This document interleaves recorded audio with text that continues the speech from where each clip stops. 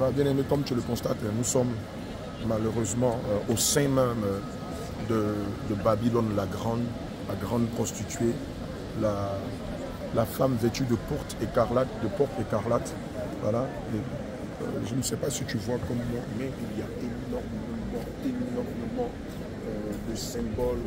énormément de symboles sataniques. Voilà, il n'y a qu'à voir hein, l'obélisque derrière nous. Voilà. Ici, on ne peut pas le faire, on peut pas vraiment faire attention, mais nous sommes au sein même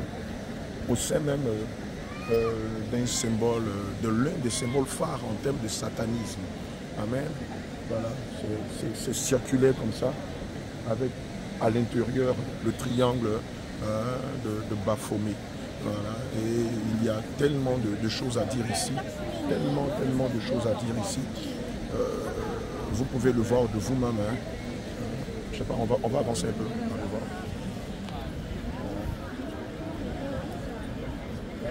Voilà, vous avez ce cercle-là. Vous avez ce cercle-là. Qu'on retrouve dans plusieurs sciences occultes. Voilà, dans la sorcellerie, dans la magie noire, la magie rouge, la magie verte, la magie blanche. Amen. C'est l'un des symboles phares. Voilà, c'est un cercle. Voilà, qui entoure l'obélisque que vous voyez là. Aux obélisques là. Amen. Voilà, c'est marqué Christ vincit, Christ regna, Christ imperat, Christ abominit la mort et les belles femmes défendent. Mais en fait, ce n'est pas du Seigneur Jésus qu'il s'agit. Il s'agit de Lucifer. Amen. Voilà, c'est pas que le Christ règne, c'est pas que Christ a vaincu. Non, c'est pas de Christ qu'il s'agit ici. Amen. Je veux rappeler à quelqu'un que l'Évangile déclare que vous ne connaissez pas celui que vous adorez, mais nous connaissons celui que nous adorons, car l'Évangile vient d'Israël. À la base, l'Évangile ne vient pas de Rome. Désolé, non, l'Évangile ne vient pas de Rome. Bien au contraire, le système catholique a, dès l'introduction du christianisme, le système catholique a veillé à tuer des millions de chrétiens, et qui, évidemment, à cause de cette façon de faire, les chrétiens se sont dispersés dans le monde entier afin de fuir le courroux du système catholique. Amen. Et ça n'a pas changé. Aujourd'hui, ils ne peuvent pas tuer physiquement, mais aujourd'hui, le système catholique tue spirituellement. Regardez, 1,5 milliard d'individus adorent la reine du ciel, puisque c'est d'elle qu'il s'agit. Amen. Ce n'est pas le Seigneur Jésus, c'est la reine du ciel. Et malheureusement, ces 1,5 milliard d'individus qui adorent la reine du ciel sont déjà des candidats pour l'enfer. Parce que tout ce qui est fait ici, tout ce qui est représenté ici, prend le contre-pied de l'évangile de Christ. Tout ce qui est fait ici, à Rome, est le contraire de ce que Christ nous a enseigné. On peut le lire dans le livre d'Exode 20, au verset 3-5. Le Seigneur dit, tu n'auras aucun autre Dieu devant ma face. Oh, regardez tout ça, ce sont des dieux. Tout ça, voilà, à terre, tout ça, ce sont des dieux. Voilà, toutes ces statues, voilà. Tout ça, ce sont des dieux, un Dieu dévoreur d'âmes. Amen. Le Dieu du sud-ouest. Amen. Mais regardez, ça ne vous fait pas penser à quelque chose? Le Dieu du nord, le Dieu du sud, le Dieu de l'est et le Dieu de l'ouest. Amen. Mais c'est qui? C'est le Dieu soleil. C'est la déesse lune. Amen. Qu'on retrouve malheureusement dans le calendrier gréco-romain, qui n'est pas le calendrier que Dieu a prescrit selon Lévitique 23. Amen. Alléluia. Il est dit, vous n'aurez aucun autre Dieu devant ma face. On va lire le passage. Non. Merci. On va lire quelques passages qui prennent le contre-pied de tout ce qui se fait ici malheureusement. Amen.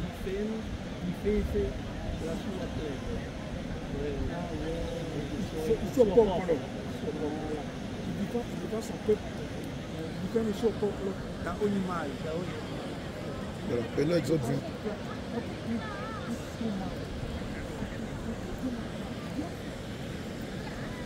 Voilà, il est écrit, tu n'auras aucun autre Dieu devant ma face.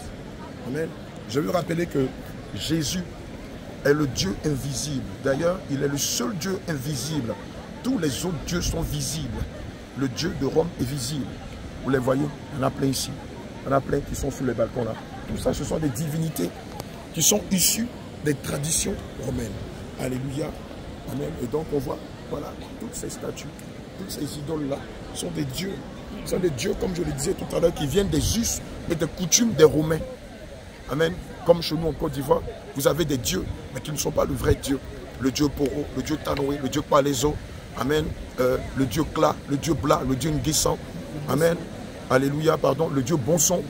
Voilà, le Dieu Bonson qu'on retrouve dans toutes nos coutumes. Quand vous allez au Togo, vous avez le Dieu Vaudou, le Dieu Zangbeto, le Dieu Egon. Amen. Et ce sont les mêmes représentations de ces dieux qu'on voit ici à Rome, malheureusement. Alléluia. Amen. Et donc, quiconque se prosterne, quiconque adhère ou adore ces dieux, n'adore pas le véritable Dieu, mais adore des démons.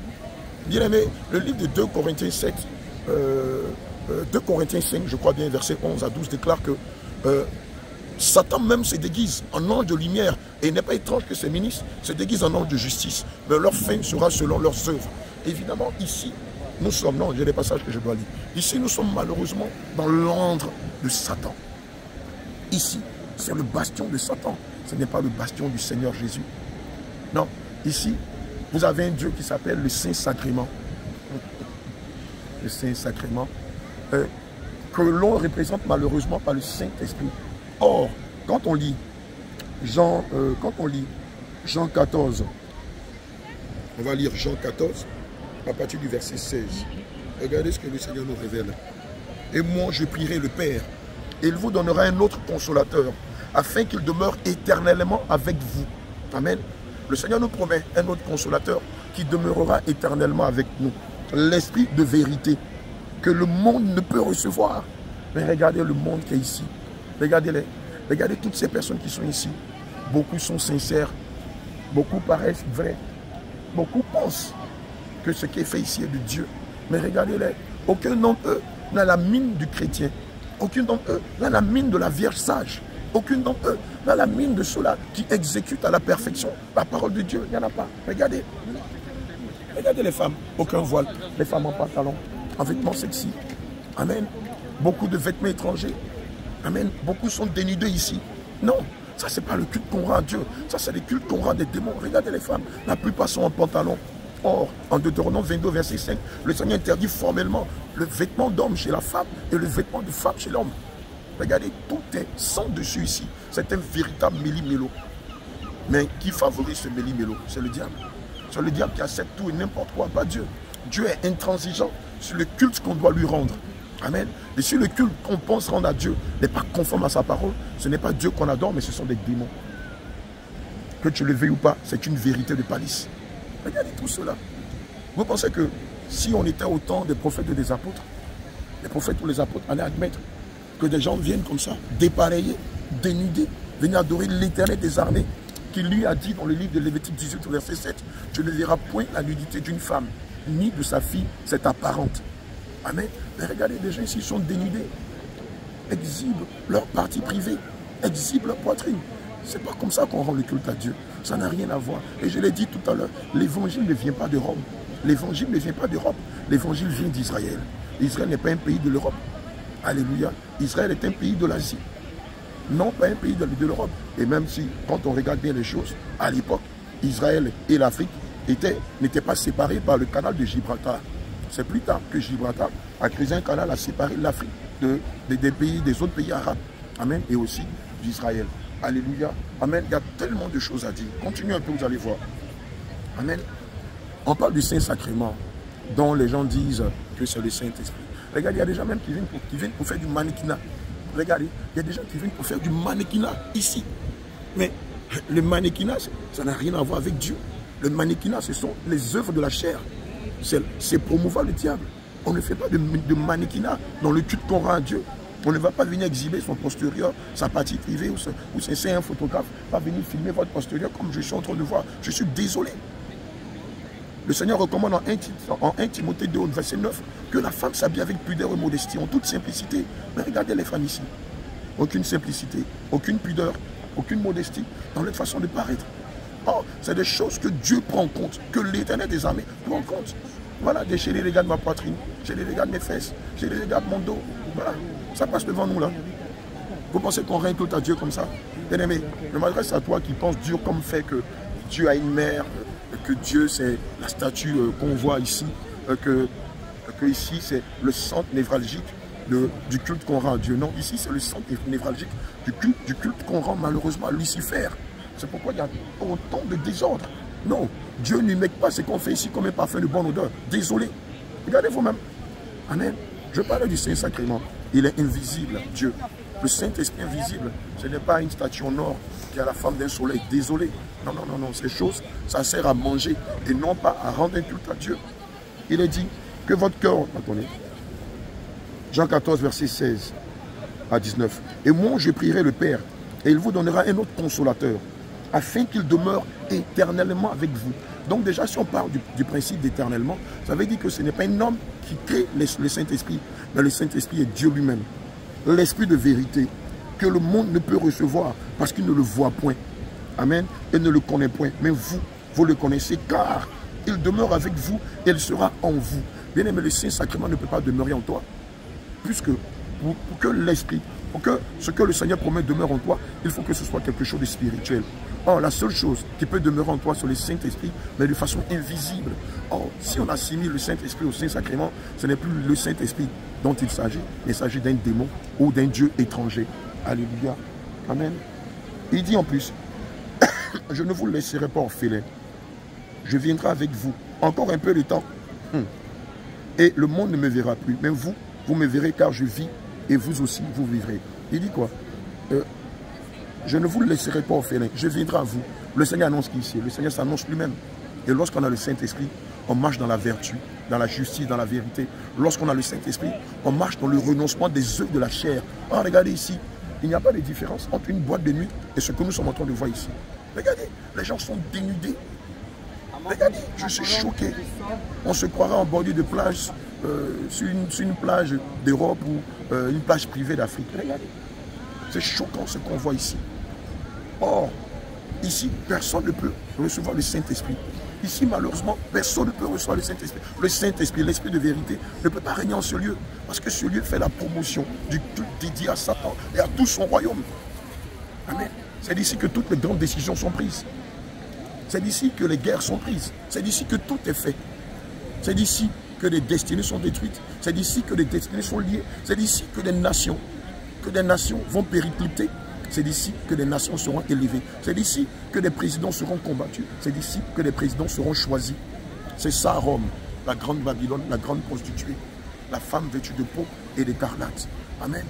Mais nous savons tous que le culte rendu à Dieu ne s'associe pas à ce genre de choses. Nous savons tous que l'Éternel ne veut pas que ses enfants s'associent à ces choses. Je vais citer au Caire, à la politique, à la destruction des nations, à la destruction des gens. Non, ça c'est pas Jésus. Alléluia. Bien aimé, nous allons vous laisser. Il fait face au soleil. Ça fait un bon bout de temps qu'on est là. Mais toi qui es encore dans ces chaînes, nous sommes, peut-être que tu ne le sais pas, à la fin des temps. Et le Seigneur t'interpelle. Le Seigneur t'appelle à te repentir. Le Seigneur t'appelle à te repentir de l'idolâtrie, du culte qu'on rend à Rome. Le Seigneur t'appelle à te repentir de tous ces faux dieux qu'on voit un peu partout. Le Saint-Esprit t'appelle à te repentir de ton ignorance et de culte rendu aux dieux, à des dieux de Rome. Non, non, non, non, non, non. Le Seigneur veut que tu lui rendes un culte en propre. Et cela commence par la méditation de la parole de Dieu. Cela commence par une véritable remise en cause. Cela commence par poser des questions existentielles au Seigneur. Une des questions. Seigneur, je suis catholique. Si je meurs étant catholique, où ira mon âme? Pose-toi la question. Pose la question au Saint-Esprit, il te dira malheureusement mon fils, je ne suis pas dans ce système. Je reste et je demeure fidèle à ma parole. Et bien aimé, si tu n'es pas fidèle à la parole du Seigneur Jésus, demeure ici, viens faire des pèlerinages, viens visiter toutes les statues que tu vois, viens visiter les obélisques. Mais au soir de ta vie, l'Éternel te dira, ne vous ai-je pas dit dans ma parole que ce ne sont pas tous ceux qui me disent Seigneur, Seigneur, qui hériteront du royaume des cieux, ceux-là seuls qui font la volonté de mon Père, qui est où? Qui n'est pas à Rome, mais qui est dans le ciel. Amen. Dieu n'est pas le Dieu de Rome. Dieu n'est pas dans les statues. Dieu n'est pas dans les idoles faites des mains d'hommes. Dieu n'est pas dans ces bâtiments. Dieu, il est dans sa parole. Et si tu veux avoir le salut, tu es tenu de marcher conformément à sa parole qui s'appelle la saine doctrine. Que le Seigneur te bénisse. Allez, shalom, shalom. Que le Seigneur vous fortifie. Les temps sont finis. Sortez de tout ça, sortez de l'ignorance, sortez de l'idolâtrie et attachez-vous véritablement au Seigneur au travers de la mise en pratique de sa parole, du baptême d'eau, du baptême du Saint-Esprit et de la persévérance dans la foi malgré les persécutions jusqu'à ce que la trompette sonne. Que Dieu vous bénisse. Allez, shalom.